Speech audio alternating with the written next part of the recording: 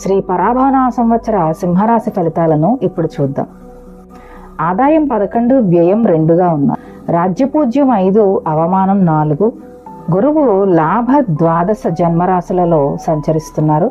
అలా శని అష్టమ స్థానంలో సంచరిస్తున్నారు. రాహుకేతువులు సప్తమ జన్మస్థానాల్లో సంచరించడం జరుగుతుంది.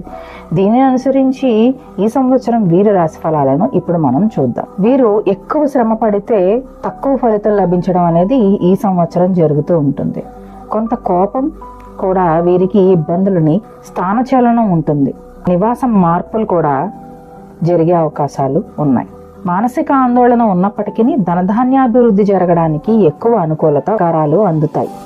అనుకోని కష్టాలు వచ్చినప్పటికీ బంధుమిత్ర సహకారం వలన విజయం పొందగలుగుతారు. దైవభక్తి తోడైతే కార్యసిద్ధి జరుగుతుంది. విద్యార్థులకు గుర్తింపు, వారు అనుకున్న దాంట్లో ముందుకు వెళ్ళడం అనేది జరుగుతుంది. వివాహ ప్రయత్నాలు కూడా చక్కగా జరుగుతాయి. గణపతిని, ఆంజనేయుడిని పూజించటం మంచిది. సుబ్రహ్మణ్య స్తోత్రం పఠించడం కూడా శ్రేయోదాయకం.